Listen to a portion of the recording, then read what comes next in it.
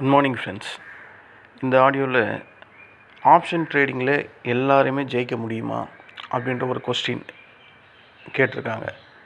ஒரு நாளைக்கு 1000 ரூபாய் ப்ராஃபிட் எடுக்க ஏதாவது ரகசியம் இருக்கா இந்த ட்ரேடிங்கில், இல்லை ஏதாவது ஸ்ட்ராட்டஜி இருக்கா அப்படின்னு 2 கொஸ்டின் கேட்டிருக்காங்க.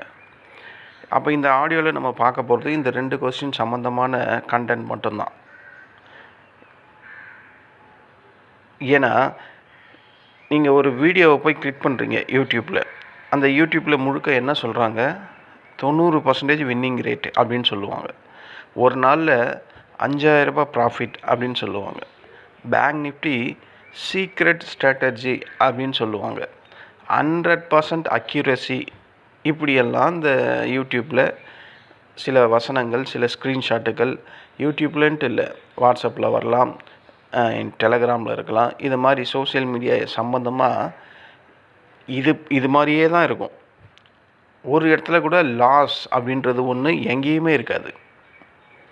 எத்தனை பேர் நம்ம சோஷியல் மீடியாவில் பார்க்குறோம், இது மாதிரி தானே இருக்குது. எந்த இடத்துலையாவது லாஸ் அப்படின்னு ஒரு இடமாவது மென்ஷன் பண்ணியிருப்பாங்களா?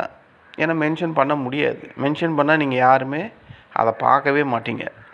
ஆனால் அங்கே இயற்கைக்கு மாறாக, இவங்க சொல்கிறதுக்கு மாறாக தான் அங்கே சோஷியல் மீடியாவில் ரியல் மார்க்கெட்டில் நடந்துக்கிட்டு இருக்கோம். எல்லாம் லாஸாக தான் இருக்கும். அப்போது இங்கே என்ன நடக்குது, ரியலாக மார்க்கெட்டுக்குள்ளே என்ன நடக்குது அப்படின்ற மாதிரி விஷயங்களை தான் நான் இந்த ஆடியோவில் சொல்ல போகிறேன். சில பேருக்கு இது பிடிக்காம கூட இருக்கலாம். ஆனால் உண்மை என்னவோ அதை நம்ம சொல்லி தானே ஆகணும். நம்ம எல்லோருமே ஆப்ஷன் ட்ரேடிங் ஜெயிக்க ஒரு வழி இருக்குது அப்படின்னு நம்ம சொன்னால் அதுக்கு ஏதாவது இண்டிகேட்டர் வேணுமா? ஜெயிக்கிறதுக்கு வழி இருக்குது, இண்டிகேட்டர் வேணுமானா இண்டிகேட்டர்லாம் தேவையில்லை. சீக்ரெட் ஸ்ட்ராட்டஜி அப்படின்னு ஒன்று மார்க்கெட்டில் இருக்கா அப்படின்னு கேட்டால் அந்த மாதிரியும் இல்லை. இல்லை டெலகிராம் மூலயமா ஏதாவது கால்ஸ் வந்தால் அதில் ஏதாவது ஜெயிக்க முடியுமான்னு கேட்டால் அதுலேயும் இல்லை.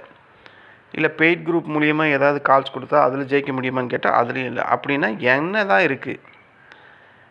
ஒரு சின்ன விஷயத்தை நம்ம புரிஞ்சுக்கணும். ஒரு சின்ன எக்ஸாம்பிள் நான் சொல்கிறேன். ஒரு கிராமத்தில் 100 பேர் இருக்காங்க. அவங்க எல்லாருமே தினமும் மார்க்கெட்டுக்கு போய், அதாவது சந்தைன்னு சொல்லுவாங்கள்ல, சந்தைக்கு போய் வாங்குவாங்க, விற்குவாங்க. அங்கே ஒரு விளையாட்டு இருக்குது அந்த சந்தையில். ஒவ்வொருத்தரும் 1000 ரூபாய் போடணும். ஜெயித்தவங்களுக்கு பணம், தோற்றவனுக்கு லாஸ். 100 பேரில் 50 பேர் வாங்குகிறாங்க, 50 பேர் விற்கிறாங்க. 100 பேரும் ஒரே நேரத்தில் ஜெயிக்க முடியுமா? இந்த கொஸ்டின் இப்போது உங்கள்கிட்ட நான் கேட்குறேன். 50 பேர் வாங்குகிறாங்க, 50 பேர் விற்கிறாங்க. அப்போ 100 பேருமே ஜெயிக்கிறதுக்கு வாய்ப்புகள் இங்கே இல்லை அப்படின்றது நமக்கு புரியுதா? 100 பேரும் ஜெயிக்க வாய்ப்பே கிடையாது.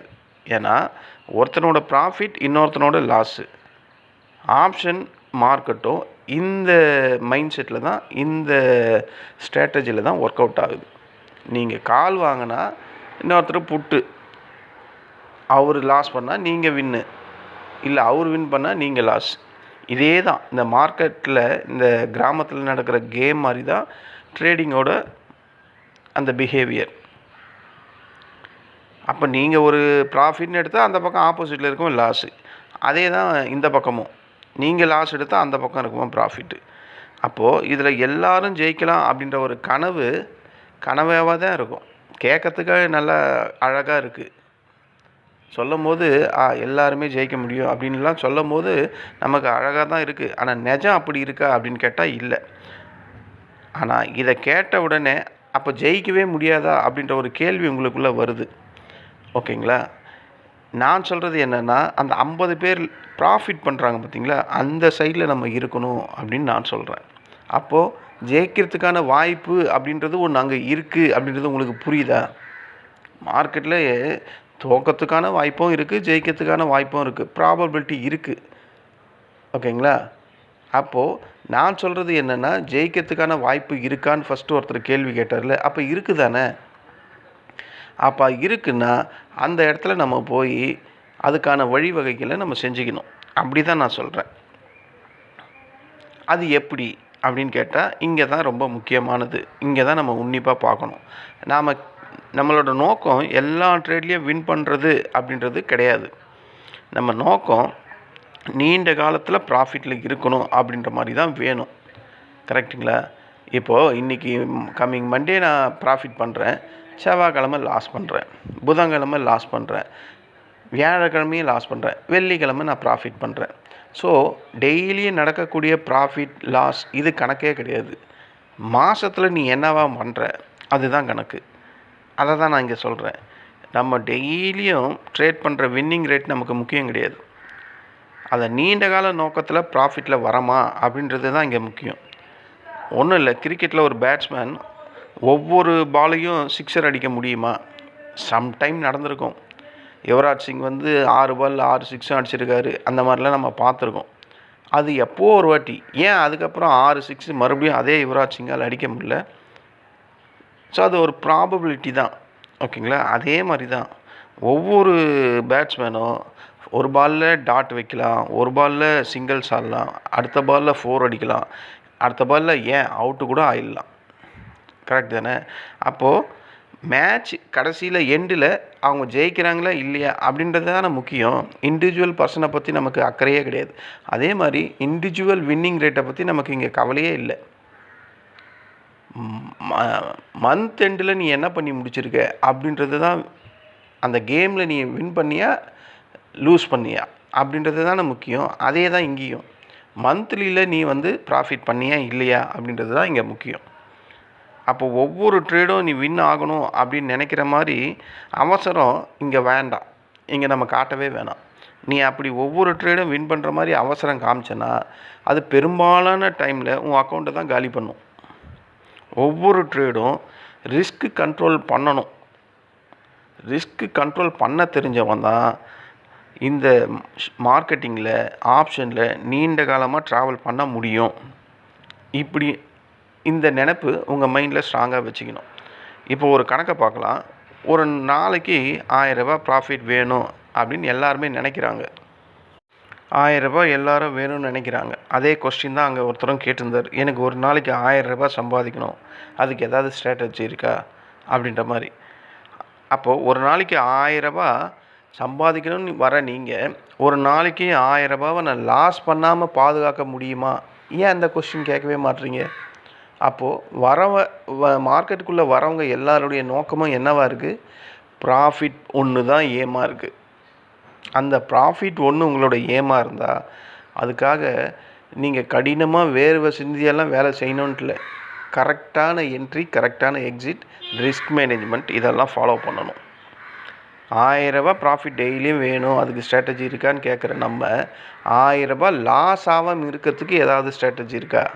இந்த 1000 ரூபாவை நான் லாஸ் பண்ணக்கூடாது, தக்க வைக்கணும், நான் ப்ராஃபிட் 2வது அதுக்கப்புறம் பார்த்துக்கிறேன் அப்படின்ற மாதிரி எண்ணம் இருந்தால், இந்த மாதிரி எண்ணம் உள்ளவங்க தான் மார்க்கெட்டில் பெரிய லெவலில் சம்பாதிக்கிறாங்க. ஒரு நாளைக்கு இங்கே ஒரு கொஸ்டின், ஒரு நாளைக்கு நீங்கள் ட்ரேட் பண்ணுறீங்க, உங்களோட ரிஸ்க் மேனேஜ்மெண்ட்டு ஒரு நாளைக்கு 1000 ரூபாய் லாஸ் பண்ணால் நான் மார்க்கெட்லேருந்து கிஃப்ட் ஆகுறேன் அப்படின்ற மாதிரி இருக்குதுன்னு வச்சிங்களேன். 500 ரூபாய் ஃபஸ்ட்டு ஒரு ட்ரேட் எடுக்கும்போது 500 ரூபாய் லாஸ் ஆகுது. இன்னும் ஒரு 500 ரூபாய் வரையும் நீங்கள் ட்ரேட் பண்ணலான்னு உங்களோட ரிஸ்க் மேனேஜ்மெண்ட்டில் இருக்குது. அடுத்த நாளும் நீங்கள் அடுத்த ட்ரேடும் எடுக்கிறீங்க, அதில் ஒரு 500 ரூபாய் லாஸ் வந்துடுது. ஸோ உங்களோட ரிஸ்க் மேனேஜ்மெண்ட் ஒரு நாளைக்கு 1000 ரூபாய் அப்படின்னும் போது 1000 ரூபாவை லாஸ் பண்ணிடுறீங்க. அப்போது இந்த 1000 ரூபாவை நம்ம அடுத்த நாள் ரெக்கவரி பண்ண முடியும் அப்படின்ற எண்ணம் நமக்கு வருதா? ஈஸி தானே. 1000 ரூபாய் நம்ம ஒரு நாள் 1000 ரூபாய் லாஸ் பண்ணும்போது அடுத்த நாள் அந்த 1000 ரூபாவை ரெக்கவரி பண்ண முடியுமா அப்படின்னு கேட்டால் பண்ணுறதுக்கான வாய்ப்புகள் இருக்குது. ஏன்னா சின்ன அமௌண்ட்டு அப்படின்னும் போது பண்ண முடியும் அப்படின்றது இங்கே கிளியராக இருக்குது. ஆனால் ஒரே ட்ரேடில் 10,000 20,000 ஏன் 5,000 கூட லாஸ் பண்ணிடுறீங்க அப்படின்னு வச்சிங்க. இது அடுத்த நாளில் உங்களால் ரெக்கவரி பண்ண முடியுமா? இவ்வளோ பெரிய அமௌண்ட்டை சில பேர் லட்சக்கணக்கில் லாஸ் பண்ணுவாங்க. இதை எப்படி அடுத்த நாளில் ரெக்கவரி பண்ண முடியும் அப்படின்ற உண்மை அவங்க புரிஞ்சுக்கிறதே இல்லை. ஒரே நாளில் அக்கௌண்ட்டை பாதியாக கரைச்சிட்டு நான் நாளைக்கு இதை ரெக்கவரி பண்ணுவேன்னு நினச்சா எப்படி முடியும் அப்படின்றத திங்க் பண்ணணும். அப்போது இந்த இடத்துல ஜெயிக்கக்கூடிய ரகசியம் ஏதாவது ஒன்று இருக்கா அப்படின்னு கேட்டால் இருக்குது. கரெக்டான என்ட்ரி லெவல், கரெக்டான ரிஸ்க் மேனேஜ்மெண்ட் இருந்தால் ஜெயிக்கிறதுக்கான வழிகள்லாம் இருக்குது. ஆனால் நம்ம அந்த வழியை ஃபாலோ பண்ணுறோமான்னு கேட்டால் ஃபாலோ பண்ணுறது இல்லை. ஒரு நாளைக்கு ரிஸ்க் மேனேஜ்மெண்ட் 1000 ரூபாய் லாஸ் வந்தால் ஓகேன்னா அடுத்த நாள் அதை ரெக்கவரி பண்ணுறதுக்கான ப்ராபபிலிட்டி அதிகம். ஒரு நாளில் நீங்கள் 20,000, 1,00,000, 50,000, 5,000 இதெல்லாம் லாஸ் பண்ணால் இதுக்கான ப்ராபபிலிட்டி அடுத்த நாளில் ரொம்ப கம்மி. அப்போது இந்த இடத்துல நம்ம என்ன புரிஞ்சுக்கணும், உண்மையான ரிஸ்க் மேனேஜ்மெண்ட்டை புரிஞ்சுக்கணும். ஓகேங்களா? ஜெயிக்கிற ரகசியம் ரிஸ்க் மேனேஜ்மெண்ட்டில் மட்டும்தான் இருக்குது.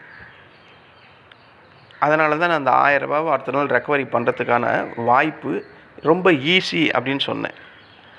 அப்போது ரிஸ்க் மேனேஜ்மெண்ட் தான் ஒருத்தனோட வெற்றியை தீர்மானிக்குது அப்படின்றது இங்கே புரியுதுங்களா? இன்னொரு உண்மையை நான் சொல்கிறேன் பாருங்க. நம்மள நிறைய பேருக்கு அதிகப்படியாக என்ன தேடுறோம்னா ஸ்ட்ராட்டஜியாக தான் தேடுறோம். ஏன் அந்த இடத்துல நம்ம டிசிப்ளினே தேட மாட்டோம்?